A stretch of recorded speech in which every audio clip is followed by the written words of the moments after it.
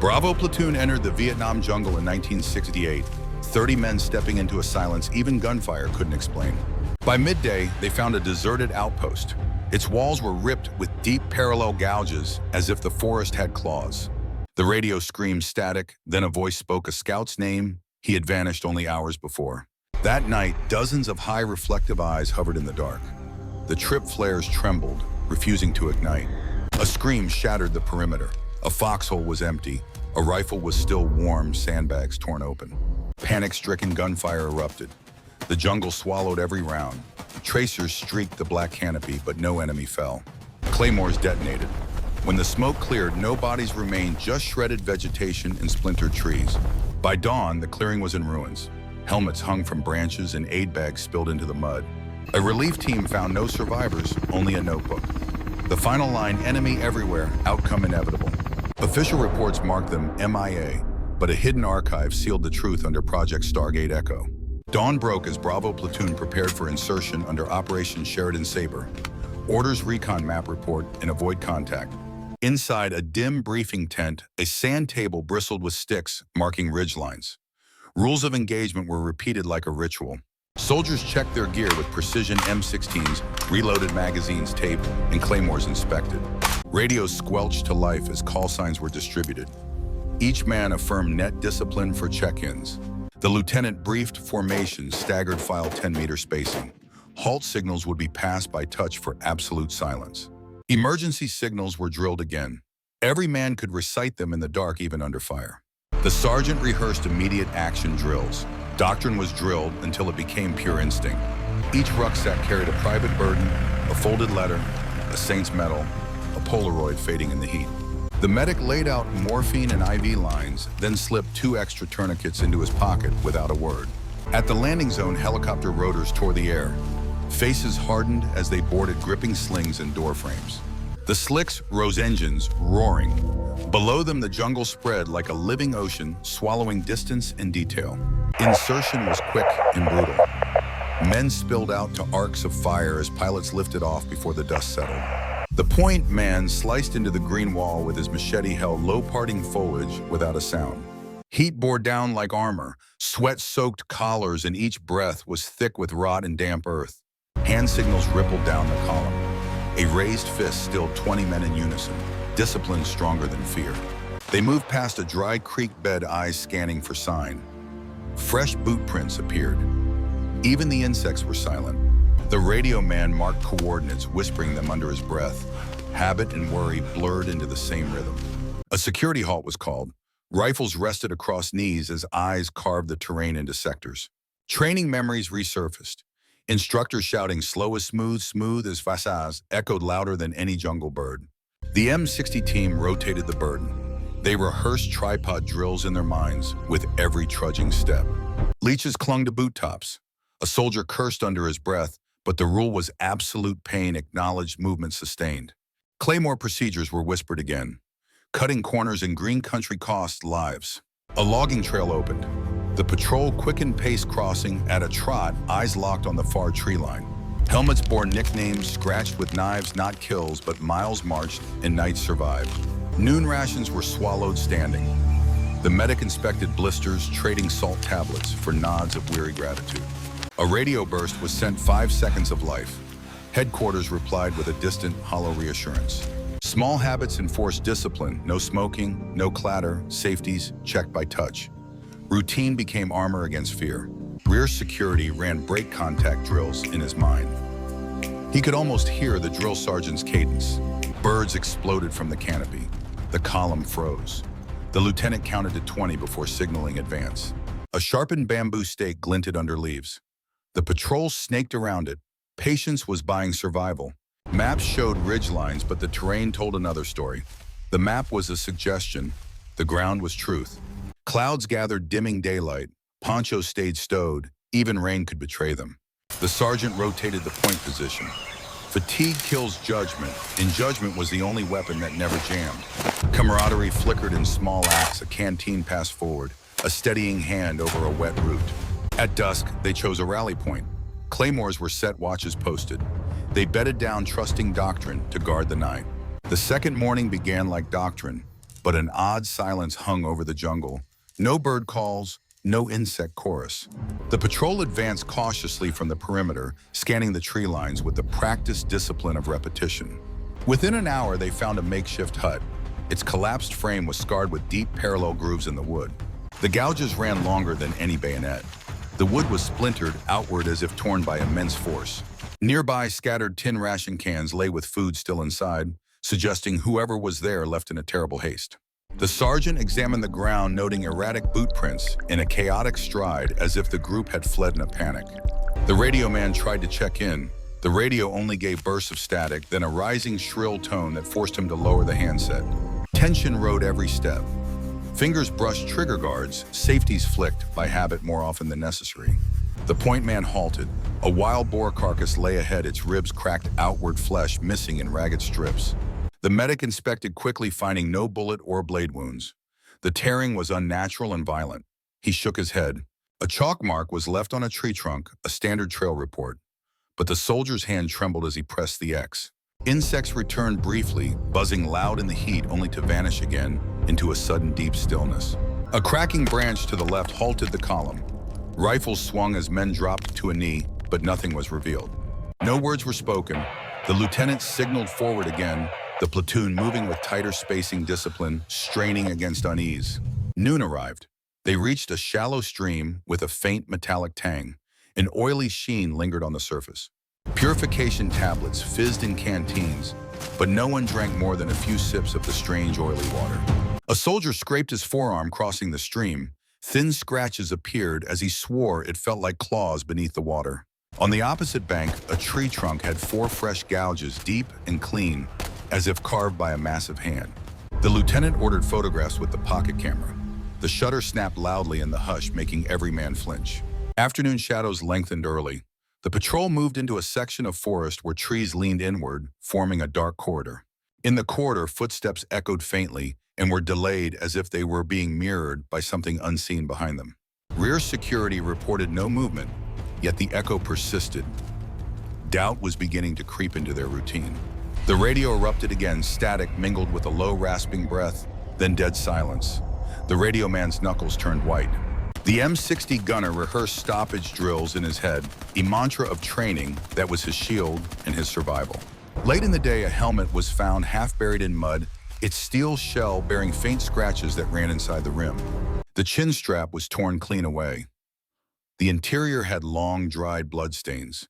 The ground around it was churned as if by struggle. The lieutenant signaled for documentation. The medic noted the find in his log, his handwriting uneven. The RTO tried another burst message. This time static sharpened into faint, mocking laughter before the signal cut. Dusk arrived. A defensive perimeter was established with claymores and trip flares placed at precise intervals into the foliage. Men ate sea rations in silence without taste, each one watching the tree line more than his food. As light faded, dozens of reflective eyes glinted in the undergrowth too high for animals. Then they vanished soundlessly. The perimeter went rigid. Rifles aligned outward, every man straining to hear into the void beyond the claymores. Hours stretched into unease. The wind died. The jungle held perfectly still, as if observing their every move. A faint rustle touched the trip flare wire. The flare failed to ignite. Silence pressed down heavier than gunfire. Midnight arrived. The medic's log recorded the final note. Unidentified signs increase, morale degraded. Discipline holds for now. Dawn pushed pale light through the canopy. Men rose slowly, uniforms damp. Most had slept with eyes half open.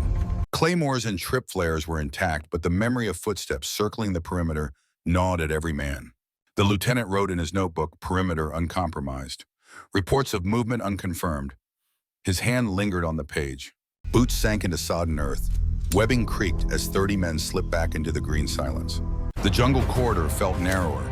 Trees arched overhead, their branches blotting out the sky. The air was thick and metallic. The point man halted at bamboo stalks snapped like twigs. The brake marks were clean, powerful beyond human strength. A few soldiers unconsciously raised rifles to the canopy, half expecting something to drop down on them. The sergeant signaled for wider spacing. The column stretched, discipline holding, as unease was etched into every motion. The radio man's check-in spit static, then a faint garbled syllable. It was the name of a missing scout. The sound froze the patrol. Men traded glances without words. The lieutenant nodded and signaled onward. They marched humidity, gluing shirts to skin. The forest swallowed their sound, leaving only the muted thud of boots. Without warning, screams erupted from the left flank. Two men vanished into the foliage before anyone could turn. The column collapsed. Rifles snapped to arcs. An oppressive and absolute silence followed, heavier than any sound. A search party edged forward. The mud was violently churned. A cracked canteen lay there. No blood, no footprints leaving. A nearby tree bore fresh gouges, 4 deep furrows. Sap dripped as if the wound was still fresh and bleeding. The medic recovered a shredded helmet liner, its straps ripped apart. He logged the find in silence, his eyes dark. The lieutenant's notebook filled with terse lines, 2 missing. Evidence collected, cause unidentified. Faces hardened, yet fear leaked through their grips on rifles and their nervous glances over their shoulders. The gun team lifted the M60 chest high, the barrel swinging with imagined movements. Their breaths came fast. Rear security swore he felt eyes on his neck. He muttered to himself, but no one answered. The march continued. Sweat blinded them, boots blistered. Adrenaline forced the pace faster than training dictated. A rifleman stumbled, collapsing from exhaustion. The medic revived him as the column halted, weapons outward. As the man rose, the patrol spotted a ridge. Below lay a clearing filled with animal bones stripped clean. The skeletons were unnaturally heaped. Marrow had been hollowed out and some bones were snapped mid-length. The lieutenant forbade descent. Instead, photographs were taken. The shutter clicks echoed like gunshots in the stillness. The radio man's burst carried a wet, rasping breathing that sounded uncomfortably close, then silence. A soldier whispered that he heard his own name. Others stiffened. Doctrine said nothing about this. The afternoon patrol slowed. The jungle was now utterly silent. Even the wind had completely ceased. A scream erupted from the rear. A rifleman vanished mid-column, present one moment and gone the next. Men spun, firing bursts. Muzzle flashes strobed the jungle. Brass rained down, but nothing returned fire. When the shooting stopped, silence pressed heavier. On the ground, shredded webbing and a single boot. Nobody. The sergeant signaled control. Faces twitched with contained panic as he forced the line back into order. The medic noted grimly in his log, 1 missing. No remains, no contact. Shadows lengthened too quickly. The sun seemed to retreat faster. The platoon moved at a double pace. Dozens of reflective eyes appeared in the undergrowth, too high for animals. They vanished when rifles raised. The gunner snapped, firing long bursts. The jungle erupted under tracers. Trees shattered, yet nothing fell. Brass clinked to the earth. The silence that followed was suffocating. The jungle had swallowed their fire. The lieutenant ordered a perimeter set. Men crouched in shaky circles as claymores were planted. Sea rations were forced down, tasteless and metallic. Every man ate with eyes fixed outward on the tree line. Night descended unnaturally fast. The perimeter fell into a shadow deeper than any blackout. Trip flare wires twitched as if brushed by unseen hands. None ignited. Men gripped triggers until their knuckles whitened. On first watch, a rustling circled their position, measured and heavy, too big for small animals. Hours dragged. Fear thickened. Men lay prone, eyes wide, muscles cramping from tension and anxiety. Past midnight, whispers seeped through the trees. Familiar voices called out the names of the missing, then the living. A private broke, firing into the dark. Rifles joined in. Claymores erupted in a chain. When the smoke cleared, nothing lay beyond. The jungle was unnaturally still before dawn. Men crouched low, sweat chilling on their backs. None dared close their eyes. Claymores were set, trip flares wired. Yet every man swore footsteps circled the perimeter all night. The lieutenant wrote, "No contact, but movement confirmed. Morale critical." His hands shook slightly as he closed the book. The platoon sergeant quietly shifted arcs of fire. Doctrine was all that kept fear from collapsing. A rhythmic thud echoed far off like distant artillery, but no guns were firing. The sound faded to silence. The rear guard swore something moved above bending branches. He scanned upward, but saw only swaying leaves. The medic felt warm breath on his neck while checking a bandage. He spun, but no one was there. A trip flare erupted suddenly, its searing light casting unnaturally tall shadows across the tree trunks. Rifles tracked shapes, but the light died before any target was clear. Darkness slammed down like a curtain. A sharp final scream erupted. One foxhole was empty. A rifle lay abandoned, no trace of its owner. The M60 gunner snapped, unleashing a torrent of tracers that streaked orange lines through the trees. Men joined in their rifles, cracking in a panic. Fire discipline disintegrated under the terror. The gunner's barrel glowed red. Smoke poured from the weapon, the stench of cordite thick in the air. The sergeant struck his helmet, signaling a ceasefire. Slowly the thunder died. Silence returned heavier than before. The lieutenant checked the empty foxhole. The earth was churned, sandbags shredded. No body remained. Faces glistened with sweat and fear. Eyes darted from shadow to shadow, seeking forms that refused to appear. The circle tightened. Claymores were dragged closer. Men breathed shallowly, their triggers ready. A second trip flare jerked violently as if yanked. It fizzled without ignition. Something had pulled the wire. The medic noted shakily, "Enemy manipulates defenses, unseen, morale fracturing." A low rumble built. Branches snapped, leaves thrashed. The jungle came alive with sound from all sides. Rifles erupted again. Muzzle flashes strobed against faces twisted in fear. The radio burst alive with static and distorted English fragments of the missing men's voices. Names were spoken, then replaced by guttural howls. The RTO screamed, but headquarters did not answer. Another foxhole fell silent. Men glanced a helmet rolled across the mud, its chin strap torn. The sergeant dragged a panicked private back into line. Discipline teetered at the breaking point. The lieutenant signaled a fallback, but the roar outside grew louder, closer. Suddenly, silence again, as if every sound had been sucked away. Even the jungle itself held its breath. The stillness broke with a crash. Something slammed into the perimeter, tearing sandbags like paper. Claymores detonated. Fireballs engulfed trees. The ground heaved, raining dirt down on their helmets. Screams rose within the chaos, not just human, but something deeper and unnatural vibrating through their chests. Smoke filled the air. Men coughed and choked, their eyes streaming.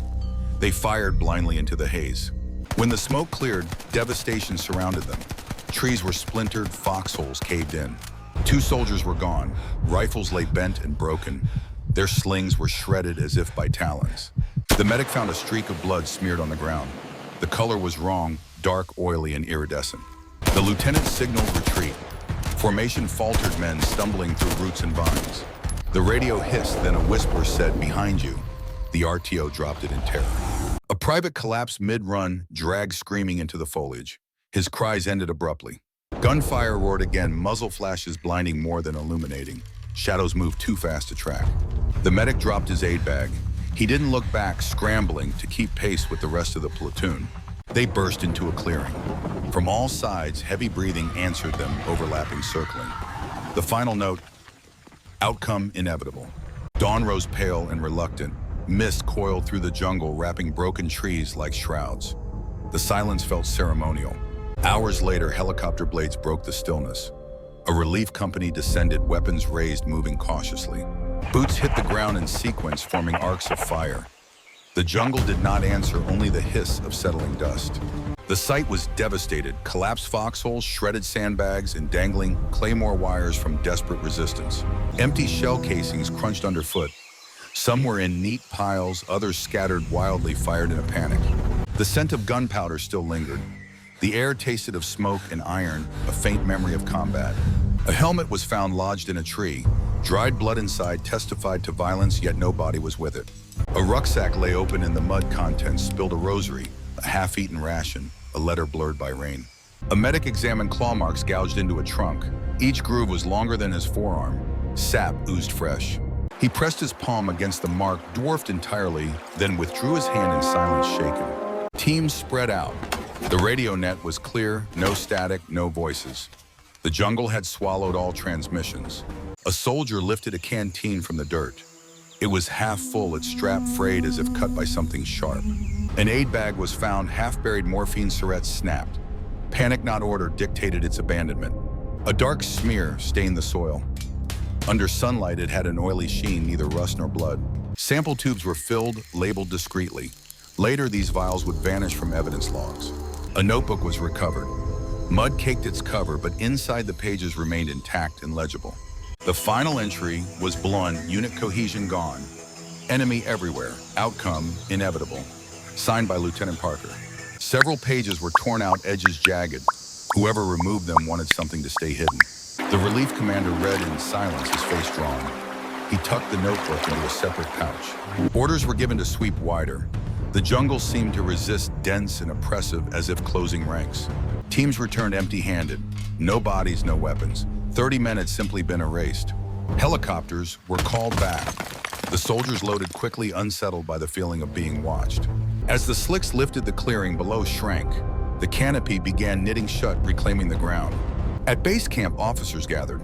The notebook was passed hand to hand, smudged with mud and sweat. A colonel ripped certain sheets free, sliding them into a classified folder marked separately. The official report was drafted: Bravo Platoon MIA. Remains unrecovered, presumed ambushed. Families would receive flags and condolences. Letters would read, killed in hostile action, omitting everything. Among the infantry, whispers grew. Men talked of a platoon that vanished, leaving only claw marks and silence. A folder was sealed under Project Stargate Echo. Its contents would never see daylight. Weeks later, the official report on Bravo Platoon was signed. The words were cold: ambushed, no remains, MIA. In the margins of an earlier draft, no evidence of enemy engagement was crossed out in thick ink. Torn pages from Lieutenant Parker's notebook mentioned whispers and claw marks. They were slipped into a folder. The folder was stamped Project Stargate Echo. It was filed away, hidden from public view. Site evidence, iridescent, fluid-shredded equipment. Photos vanished from standard storage within weeks. A clerk noted vials of the substance broke open, filling a lab with a stench. She resigned the next day. Technicians described negatives fogged with unseen shapes. Their reports were dismissed as unsubstantiated. Senior officers convened behind closed doors. Their decision: no release, no inquiry. Silence was the official stance. In field camps, rumors spread. Soldiers whispered that the jungle itself had devoured the platoon. New patrols in the same grid reported radios whispering names not on their roster. Transmissions were dismissed as crosstalk. A sergeant recorded reflective eyes circling his perimeter. His statement was redacted before it reached the log. A private swore he heard his mother's voice on the radio. Others fell silent when static repeated his name. The jungle remained hostile yet eerily empty. No ambushes, no firefights, only a silence heavy enough to crush thought. Months later, helicopters flying over the valley reported engine interference. Instruments briefly failed, then returned. Pilots described a sound like breathing filling their headsets. Tower logs noted a simple equipment anomaly. Analysts in D.C. compared Bravo's case to strange disappearances from Korea and Burma. All were reclassified under Stargate Echo. A pattern was emerging, though none dared to name it. Families of the missing demanded answers. The replies were uniform: hostile action, presumed dead. Some widows reported static-filled phone calls, faint voices like their husbands. Investigations vanished without a trace. At memorials, Bravo's names were etched in granite, MIA. Visitors were unaware of the pages sealed in vaults. Veterans whispered of a cursed valley, its coordinates never mentioned, its maps altered to erase it. Villagers avoided the area, saying spirits hunted their beings older than war, older than men. Anthropologists found legends of forest devourers in pre-war records. The research stopped without explanation. A chaplain confessed he heard Bravo's voices in prayer, pleading unfinished, always cut short. The surviving notebook rested inside a steel case. Guards posted nearby said they felt watched. Its ink faded, but the last line grew more haunting: enemy everywhere, outcome inevitable. Some officers refused to handle the book, claiming the words shifted as if written by multiple hands. The file grew thicker with every unexplained event. Each new page was stamped classified, not for release. Decades later, satellite imagery of the sector still showed anomalies, patterns no forestry could explain. The story officially ended in silence, sealed forever under Project Stargate Echo, waiting for the file to be opened.